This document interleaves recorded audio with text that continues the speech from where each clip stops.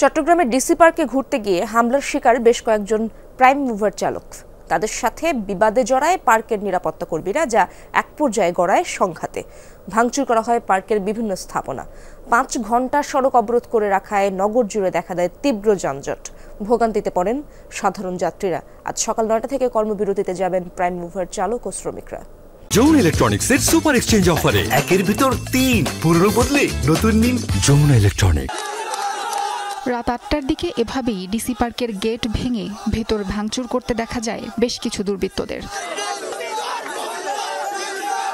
এর আগে গাড়ি পার্ক করাকে কেন্দ্র করে ডিসি পার্কের নিরাপত্তা কর্মীদের সাথে বিবাদে জড়ায় প্রাইম মুভার চালকরা। এক পর্যায়ে 4 চালককে আটকে রাখে নিরাপত্তা কর্মীরা। অভিযোগ ওঠে মারধরেরও। ডিসি পার্কের সামনে সামান্য একটা ঝামেলার কারণে আজকে আমাদের এই জমজটের সৃষ্টি এবং আমাদের ড্রাইভাররা উৎকণ্ঠ হওয়ার কারণটা হচ্ছে ডিসি পার্ক। ডিসি পার্কে যে ভলান্টিয়ার যেগুলো আছে, যে সিকিউরিটি যেখানে পার্কিং করে, তারা মানে কি বলবো আপনাদেরকে, পার্কিং করে হচ্ছে যে মানে ধমক দিয়ে মানুষদেরকে টাকা নাই। আটক চালকদের ছাড়িয়ে আনতে সেখানে জড়ো হতে থাকে প্রাইম মুভার শ্রমিক সংগঠনের নেতাকর্মীরা। শুরু হয় দুপক্ষের মাঝে সংঘর্ষ, ধাওয়া পাল্টা ধাওয়া। আহত হয় অন্তত 15 জন। কিছু দুর্বৃত্তরা আসি আমার গাড়ির উপরে অতর্কিত হামলা করে। আমার উপরে দাঁড়ালো ছুরি, অস্ত্রপাতি, হেলমেট দিয়ে আমার মাথায় আঘাত করে, যখন খুব গুরুতর। এখানে ঘুষি মারে, ক্রিজ দিয়ে এই জায়গার মাধ্যমে কোপ দিতে গিয়ে আগা লাগে কেটে যায়। আমার পুরো শরীর আল্লাহর উপর মেহেরবানি ছিল বিধায় আমি এখান থেকে বেঁচে ফিরে আসছি। এক পর্যায়ে বিক্ষুব্ধ চালকরা চট্টগ্রাম বন্দরের সব গেটের সামনে অবস্থান নিয়ে সড়ক অবরোধ করে।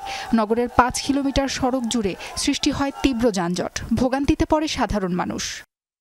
আমি যাব নেভি হাসপাতালের পাশে, এখানে আছি প্রায় 1 ঘন্টার মতো। আমি আপনার চলগুলা পর্যন্ত আসতে পারছি। চলগুলা থেকে আমার এখন যেতে হবে আপনার দেওয়ানহাটে সেম হেঁটে যেতে হবে। মার্কেট থেকে আসছি আমি যাব খাটঘর, এবং গাড়ি পাইতেছি না, গাড়ি ভাড়া দিয়ে এখানে নামে গেছি। 5 ঘন্টা পর ডিসি পার্ক বন্ধ ও চালকদের ওপর হামলাকারীদের দ্রুত গ্রেফতারের আলটিমেটাম দেয় শ্রমিক নেতৃবৃন্দ।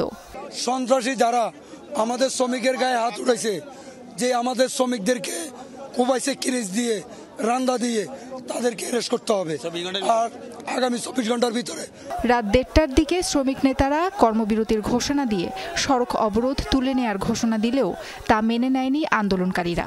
সড়কে ডিভাইডার ফেলে বন্ধ করে রাখে যান চলাচল। সাবরিনা লিজা, যমুনা নিউজ।